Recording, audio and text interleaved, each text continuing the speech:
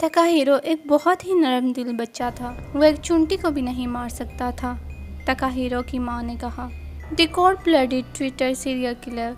تو چلتے ہیں، بات کرتے ہیں اس کیس کے بارے میں جو بہت ہی خطرناک اور دل دہلا دینے والا ہے۔ Welcome to cabalistic knowledge.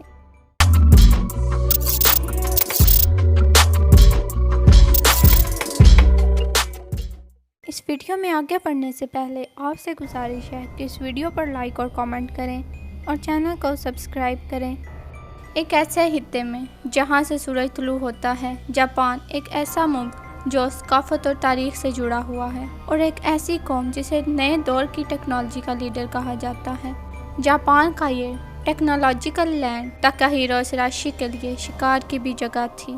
نئے دور کا یہ سلسلہ وار قاتل جسے دی ٹویٹر کلر کہا جاتا ہے، جاپان جسے ٹیکنالوجی کا بادشاہ کہا جاتا ہے، ٹیکنالوجی میں اتنا ایڈوانس ہوتے ہوئے بھی وہ ایسے انسان کو نہیں پکڑ پائے۔ تاکاہیرو سراشی باقی نامور سلسلہ وار قاتلوں کی طرح یہ بھی اپنے ہمسائے میں بڑا پر امید، رحم دل اور بہت ہی شریف انسان سمجھا جاتا تھا، اور انہی ہمسایوں کو بہت بڑا دھچکا لگا جب انہیں سراشی کے جرائم کا معلوم ہوا۔ ہمسایوں میں ایک آدمی اسے بچپن سے جانتا تھا اور اس کا کہنا تھا کہ سراشی خاموش رہنے والا بچہ تھا جو ہمسایوں کے ساتھ گھل مل جاتا تھا، لیکن بچپن میں بھی سراشی کچھ عجیب عادات کا مالک تھا جو کہ ایک علام ہو سکتا ہے کہ آگے جا کر کیا ہونے والا تھا۔ سراشی کے ایک دوست کا کہنا تھا کہ وہ ایک بار گیم کھیل رہے تھے جہاں انہوں نے ایک دوسرے کا گلا اتنا سخت دبایا کہ وہ تقریباً بے ہوش ہونے والے ہو گئے۔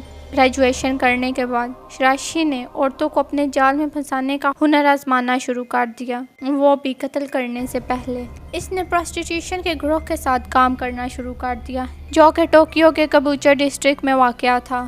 اس کا کام نوجوان عورتوں کو ڈسٹرکٹ کے کلب میں لانا ہوتا اور وہ عورتوں کو لانے کے لیے ٹویٹر کا استعمال کرتا تھا، لیکن اسے فروری 2017 میں حراست میں لے لیا گیا، جس کی وجہ اس کا سیکس ٹریڈ میں کام کرنا تھا، لیکن بعد میں اس کی سزا کم کر دی گئی اور اسے رہا کر دیا گیا۔ ہم میں سے بہت سے لوگ ٹویٹر کا استعمال بھی بہت کم ہی کرتے ہوں گے، اور یہ بات سننے میں بھی عجیب ہے کہ ٹویٹر جیسے پلیٹ فارم کو بھی پروسٹیٹیوشن جیسے گروہ اسکاؤٹنگ نیٹ ورک کے طور پر استعمال کر رہے ہیں۔ 2017 میں نوکری نہ ہونے کی وجہ سے سراشی نے عورتوں کو گھیرنے کے تجربے کو ٹویٹر پر آزمانا شروع کر دیا، جس کے مقاصد بہت ہی بھیانک تھے۔ سراشی ٹویٹر پر ایسے متاثرین کو نشانہ بنا رہا تھا جو پہلے سے سوسائیڈل تھے، خود کو مارنے کا سوچتے، اور انہیں ٹویٹر کے ذریعے جھانسے میں لاتا اور اپنی طرف بلاتا۔ سراشی کے پاس ٹویٹر کے 5 اکاؤنٹس تھے، ان میں سے ایک اکاؤنٹ جو وہ استعمال کر رہا تھا اس کا نام @hangin_pro تھا، اور سنوائی کے دوران یہ بھی انکشاف ہوا کہ یہ اکثر اوقات ٹویٹر پر عجیب سٹیٹمنٹس بھی دیا کرتا تھا، جیسے اس نے ایک بار لکھا، اپنے آپ کو پھانسی پر لٹکانا اتنا مشکل نہیں ہے، اور اگر آپ اپنی مدد خود نہیں کر سکتے ہو تو میں آپ کی مدد کروں گا۔ سراشی کے ان اکاؤنٹس پر اچھی خاصی فالوئنگ بن چکی تھی، جس میں سے ایک نے لکھا، میں مرنا چاہتا ہوں۔ بعد میں سماعت کے دوران سراشی کا کہنا تھا کہ میرے لیے ایسے لوگوں کو راضی کرنا اور ان کی سوچ پر قابو پانا آسان تھا جو پریشانیوں سے گھرے ہوئے تھے یا پھر انہیں کچھ مسائل تھے۔ سراشی نے سوسائیڈل متاثرین سے وعدہ کیا کہ وہ انہیں قتل کرے گا، اور اکثر اوقات وہ خود کو بھی ان کے ساتھ مارنے کا وعدہ کرتا۔ ایک متاثرین کے ساتھ سراشی نے روحانی پیشوا ہونے کا ڈھونگ کیا اور کہا کہ ان لوگوں کی مدد کرتا ہے جو اپنی زندگی ختم کرنا چاہتے ہیں۔ اس نے سوسائیڈل گروہ بھی بنایا جس میں 16 سے 25 سال تک کی عمر کی لڑکیاں تھیں، اور صرف ایک لڑکا تھا جو کہ متاثرین میں سے کسی ایک کا دوست تھا، اور وہ اسے تلاش کرتا ہوا یہاں آیا تھا۔ سراشی اپنے متاثرین کو ان کے گھر کے قریب والے ٹرین اسٹیشن کے پاس ملتا اور پھر انہیں اپنے اپارٹمنٹ کی طرف لے جاتا۔ اس کے بعد سراشی انہیں شراب، نیند کی گولیاں، ٹرینکولائزرز دیتا اور پھر ان کے ساتھ غیر فطری حرکت کرتا۔ ان متاثرین کو پھر مارنے کے بعد وہ ان کے ٹکڑے کرتا اور گوشت کو ہڈیوں سے الگ کرتا اور کوڑے میں شاپر بنا کر اس میں پھینک دیتا۔ اس کے بعد وہ بلیوں کا گند اس کے اوپر پھینک دیتا تاکہ اس کا پتہ نہ چل سکے۔ سراشی نے انویسٹیگیٹرز سے کہا کہ اس میں کوئی شک نہیں ہے کہ ان متاثرین کی لاشوں کو ٹھکانے لگانے کے لیے ہی اپنے باتھ روم میں یہ ان کے ٹکڑے کرتا تاکہ ان کا کوئی نشان نہ رہے۔ اس کا کہنا تھا کہ وہ گوشت کو شاپروں میں پھینک دیتا تھا مگر ہڈیاں رکھ لیتا۔ سراشی نے 9 لوگوں کو اگست 2017 سے اکتوبر 2017 کے دوران قتل کیا۔ 23 سال کی لڑکی کی تلاش کے دوران پولیس شراشی تک پہنچ گئی۔ ٹویٹر کے ذریعے اس لڑکی نے اپنے سوشل میڈیا پر پوسٹ کی ہوئی تھی کہ وہ اپنی جان لینا چاہتی ہے، کسی کی تلاش میں ہو جو میرے ساتھ مرنے کے لیے تیار ہو۔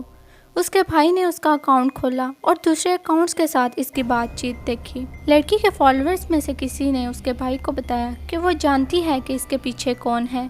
بھائی نے پھر اس لڑکی کو کہا کہ تم اس سے رابطہ کرو اور ٹرین اسٹیشن پر ملو۔ اسی دوران لڑکی کے بھائی نے پولیس کو بھی فون کر دیا۔ وہ عورت شراشی کو ٹرین اسٹیشن پر ملنے کے لیے رضامند کرنے میں کامیاب رہی، جہاں پولیس چھپ کر اس کا انتظار کر رہی تھی، اور پھر انہوں نے شراشی کے گھر تک اس کا پیچھا کیا، اور جب وہ گھر پہنچا تو پولیس نے اس کے دروازے پر دستک دی اور انہیں وہ سفید برڈ اسی وقت مل گیا جو لاپتہ ہونے والی لڑکی کا تھا۔ پولیس نے شراشی سے پوچھا کہ وہ عورتوں کو مار کر کہاں دفن کرتا ہے اور کہاں سے ان کی تلاش کی جائے۔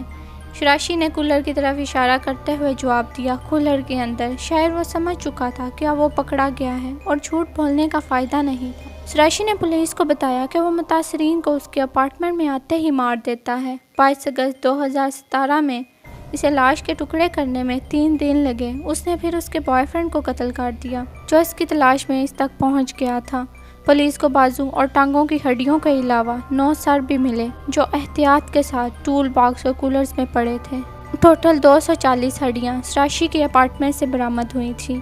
2018 میں فرد جرم عائد کرنے سے پہلے شراشی سے 5 مہینے سائیکیاٹرک ٹیسٹ لیا گیا اور آخرکار معلوم ہو گیا کہ شراشی دماغی طور پر بالکل ٹھیک تھا۔ انویسٹیگیٹرز کا کہنا تھا کہ شراشی کو سزائے موت دی جائے، لیکن اس کا ڈیفینڈنٹ اس بات سے متفق نہ تھا۔ اس کا کہنا تھا کہ شراشی نے متاثرین کی مرضی کے ساتھ انہیں قتل کیا ہے، اور یہ بات صحیح تھی کیونکہ متاثرین اسے خود انہیں قتل کرنے کا کہتے، لیکن بعد میں اس نے سماعت کے دوران تو اس نے ان لوگوں کو ان کی مرضی کے بغیر قتل کیا ہے۔ اس نے یہاں تک بھی بتایا کہ اس نے متاثرین میں سے اس کے نیند میں قتل کیا تھا اور ایک عورت کو قتل کیا جب وہ باہر چلنے اور باہر جا کر کچھ کھانے کا کہہ رہی تھی۔ شراشی نے خود اعتراف کیا کہ اسے خود مرنے میں کوئی دلچسپی نہیں ہے، وہ بس لوگوں کو اپنے جال میں لانے کے لیے ایسے الفاظ استعمال کرتا ہے۔ سماعت کے دوران شراشی نے شکایت کی کہ یہ سب بہت وقت لے رہا ہے اور وہ خوش ہوگا اگر اسے سزائے موت سنا دی جائے۔ امیجن کریں کہ ایک ڈیفینس اٹارنی اپنی نیندیں حرام کر کے آپ بچانے کی کوشش میں لگا ہو اور آپ ایسی اسٹیٹمنٹ دیں۔